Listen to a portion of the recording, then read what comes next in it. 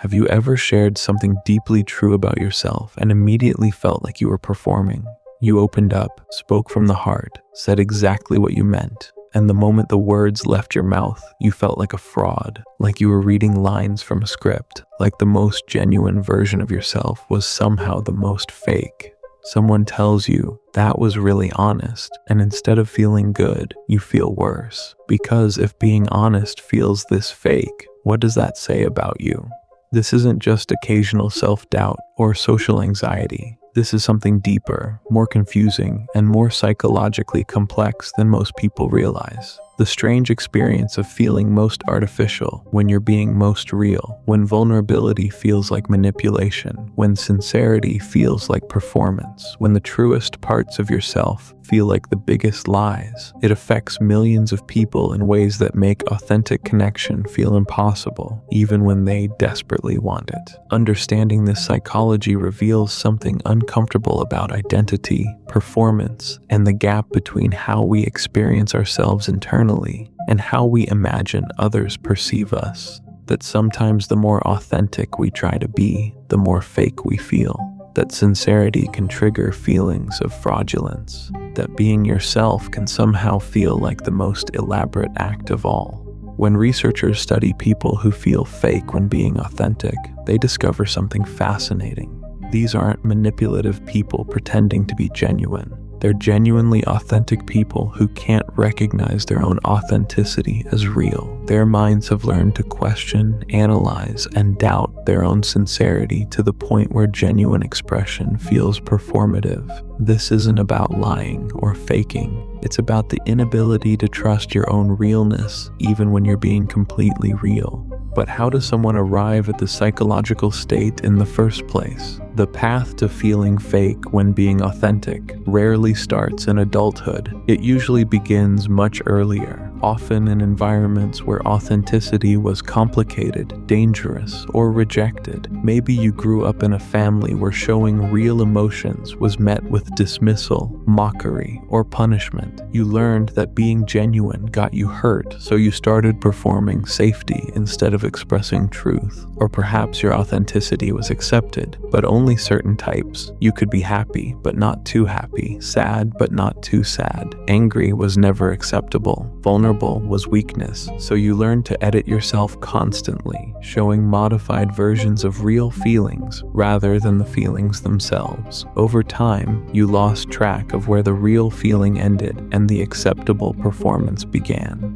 Each of these experiences creates what psychologists call authenticity confusion, the inability to distinguish between genuine self-expression and performance, because you've been performing for so long that nothing feels genuinely real anymore. Your brain learned that authentic expression requires calculation, editing, and presentation. So even when you try to be real, it feels like you're still calculating, still editing, still presenting. The performance never stops, even when you desperately want it to. Over time, this creates a terrible trap.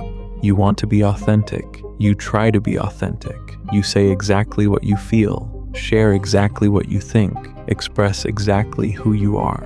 And the moment you do, your mind attacks it as fake. That sounded rehearsed. That felt manipulative. That looked like you were trying to seem vulnerable. You're performing authenticity, which makes you even more fake than if you just stayed quiet. People who feel fake when being authentic develop a complicated relationship with vulnerability. Vulnerability should feel like dropping your guard, showing the real you, risking genuine connection. But for them, vulnerability feels like a performance genre. They can analyze what authentic vulnerability is supposed to look like. They've seen others do it successfully, so when they try to be vulnerable, they're hyper-aware of how they're doing it, which makes it feel calculated and false. This creates patterns that others find confusing. They share something deeply personal and immediately follow it with a joke to undercut it. They open up about their feelings, but frame it as analysis rather than expression. They tell you important truths about themselves, but in a tone that suggests they're commenting on those truths rather than feeling them. They're authentic, but they present their authenticity from behind protective glass, where it can't quite touch anyone, including themselves. The irony is profound. The people who feel most fake when being authentic are often the most self-aware, emotionally honest people you'll meet. They've done the work. They understand themselves. They can articulate their feelings, motivations, and patterns with unusual clarity. But that very clarity makes them feel inauthentic, because if you can see yourself so clearly, are you experiencing yourself,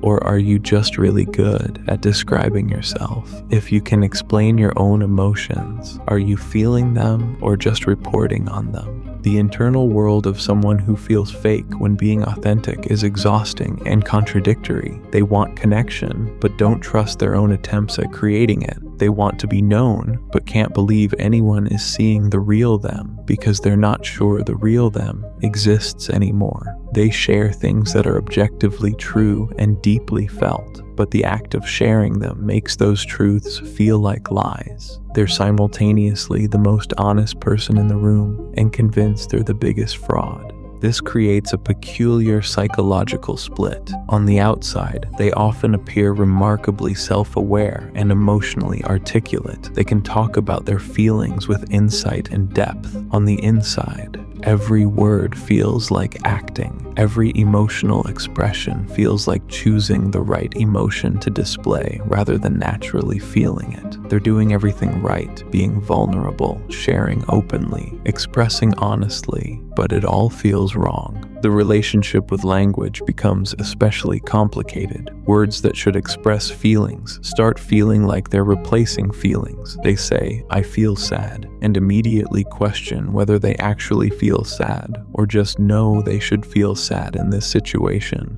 They say, "I love you," and wonder if they're feeling love or performing love because that's what the moment requires. Every expression of emotion becomes suspect simply because it was expressed. This affects how they move through relationships in painful ways. They desperately want authentic connection, but they can't trust their own authenticity enough to create it.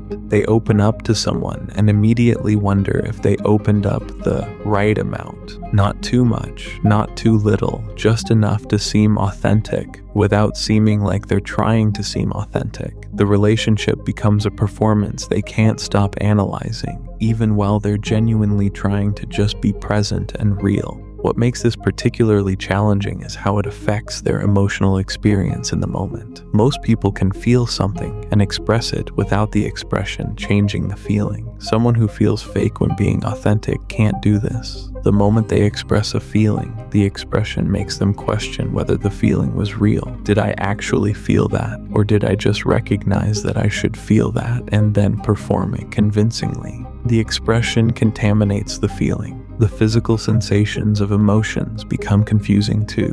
They feel their heart racing, tears forming, or anger rising.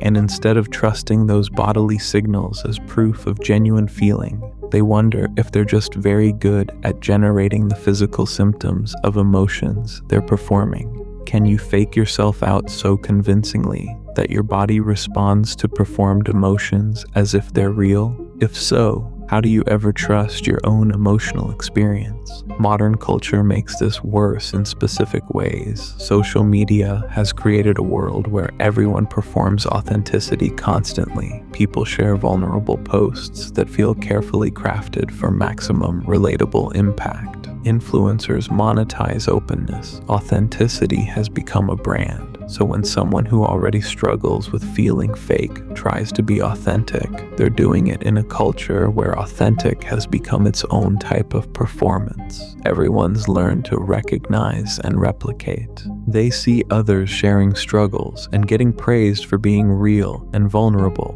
They try to share their own struggles, and it feels like they're copying a formula rather than expressing genuine experience. They watch people cry on camera and receive validation for their openness, and when they cry, they immediately wonder if they're crying because they're sad or because they've learned that crying signals authentic emotion. The line between feeling and performing feeling has been blurred by a culture that rewards performed authenticity. The anticipation of sharing anything real becomes its own torture. They compose messages in their head, trying different phrasings, attempting to find words that will express their genuine truth. But the more they edit, the more fake it feels. They want to just speak spontaneously from the heart, but they've been performing for so long that they don't know what spontaneous would even feel like. Is spontaneous genuine, or is it just unrehearsed performance? How would they tell the difference? Their internal critic becomes relentless about authenticity. It watches every expression, every share, every moment of vulnerability, and asks, was that real, or were you performing realness? And because they can never prove their own authenticity to themselves, because you can't step outside yourself to verify you're being genuine, the critic always wins. Every authentic moment becomes evidence of inauthenticity simply because it was expressed.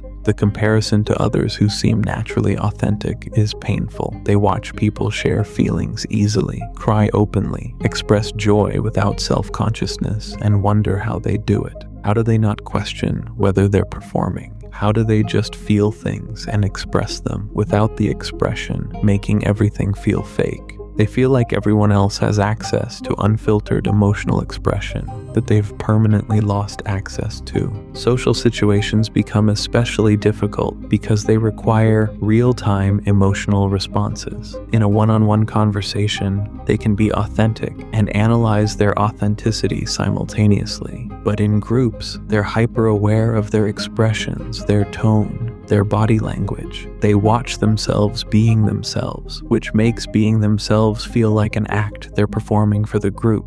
They leave social interactions exhausted, not from the interaction itself, but from watching themselves have the interaction. Yet within this complicated psychological landscape, something important often exists beneath the constant self-doubt. The reason they question their authenticity so intensely is usually because they care deeply about being genuine. They're not trying to manipulate people. They're trying desperately not to manipulate anyone, including themselves.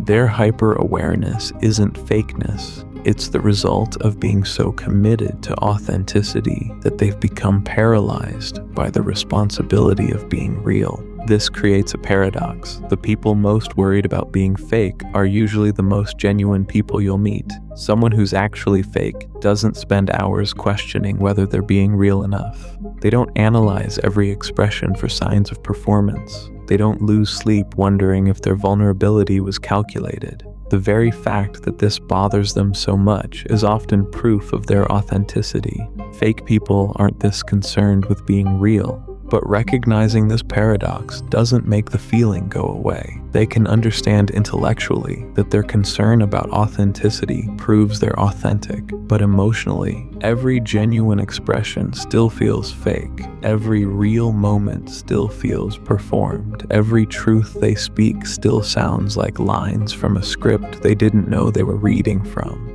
The exhaustion of constant self-monitoring becomes overwhelming. They're not just having conversations, they're watching themselves have conversations. They're not just feeling emotions, they're questioning whether they're actually feeling them. They're not just being themselves, they're trying to be themselves while simultaneously analyzing whether the self they're being is real or performed. It's like trying to see your own eyes without a mirror. The act of looking changes what you're looking at. Time feels strange when you can't trust your own authenticity. Present moments feel like they're happening to someone else because you're too busy analyzing them to actually be in them. Past moments feel suspicious. Were you really feeling what you remember feeling? Or have you constructed a narrative that makes sense but isn't actually true? Future moments feel impossible to imagine because you can't predict what genuine would even feel like when it happens. This affects their relationship with memory in specific ways. They replay conversations and can't remember what they actually felt versus what they think they were supposed to feel. They remember sharing something vulnerable, but can't access whether the vulnerability was real or performed. Their memories of their own emotional life feel unreliable because the emotions were questioned so thoroughly in the moment that the memory of questioning is stronger than the memory of feeling. So if you feel fake when you're being authentic, if your most genuine moments feel like your biggest performances, if expressing truth makes you feel like a liar, know that you're not alone in this confusing experience. You're not actually fake. You're not manipulating people. You're not performing authenticity as a trick. You're someone who cares so deeply about being genuine that you become hyper-aware of every way expression might distort truth. The psychology behind feeling fake when being authentic reveals something both painful and important about self-awareness and expression, that sometimes caring too much about being real makes realness feel impossible. That hyper-awareness of your own authenticity can create the very inauthenticity you're trying to avoid. That expression and experience aren't the same thing, and the act of expressing can make you question the experience you're expressing. But understanding this psychology also reveals the path forward. The feeling of fakeness isn't proof you're fake. It's often proof you're genuine, because fake people don't worry about being fake. Manipulative people don't lose sleep over whether their vulnerability was calculated. People performing authenticity don't question every expression for signs of performance. The fact that this concerns you is often the clearest evidence that you're actually authentic, because awareness is important, but awareness of awareness becomes paralysis. You can be self-aware without constantly watching yourself be self-aware. You can express emotions without needing to verify those emotions are real before, during, and after expressing them. You can be vulnerable without analyzing whether your vulnerability meets some impossible standard of genuine vulnerability. You can just be, not perfectly authentic, not provably real, just yourself, with all the uncertainty that comes with that. Your expressions aren't fake just because you're aware of them. Your emotions aren't performed just because you can name them. Your vulnerability isn't calculated just because you chose to be vulnerable. Being able to see yourself doesn't make you an actor in your own life. It makes you human. All humans perform to some degree. All humans edit their expression. All humans are aware at some level of how they're being perceived. That's not fakeness. That's just consciousness. The world needs people who care about being authentic, who question whether they're being real, who worry about performing when they want to connect genuinely. But you don't need to torture yourself with impossible standards of authenticity. You don't need to prove your realness to yourself or anyone else. You don't need to find some mythical state of pure, unfiltered, unself-conscious expression. That doesn't exist for anyone, no matter how authentic they seem. Your experience of feeling fake when being authentic, as confusing and painful as it's been, comes from a place of deep integrity. You care about truth. You care about connection. You care about not misleading people, including yourself. Those are good things, but they've been taken too far, turned against you, used to create a prison where nothing you do feels real enough. And you can learn, gradually, to trust your expressions, even when they don't feel perfectly authentic. You can share vulnerably, even when it feels like performance. You can express emotions, even when you can't verify they're real. Because here's the truth. No one can verify their emotions are real. Everyone is just doing their best to express internal experiences through imperfect external actions. You're not uniquely fake. You're uniquely aware of the gap between experience and expression that everyone has, but most people don't notice. So when you share something authentic and it feels fake, that's not proof you're fake. That's proof you're paying attention to the impossible task of translating internal experience into external expression. When you're vulnerable and it feels calculated, that's not proof you're manipulating people. That's proof you're conscious of the fact that all vulnerability requires choice, and choice can feel calculated. You're not fake, you're just aware. And awareness, while painful, is also valuable, because once you stop fighting the awareness, once you accept that authenticity will always feel slightly performative simply because you're conscious enough to notice yourself being authentic, that's when real freedom begins. Not the freedom of perfect authenticity, but the freedom of being authentic enough, real enough, genuine enough, even when it doesn't feel like enough. Even when it never quite feels real, even when you can't prove to yourself that you're being yourself. That's not settling for fakeness. That's accepting the limits of consciousness and expression and being yourself anyway, imperfectly, uncertainly, without proof, but still genuinely you.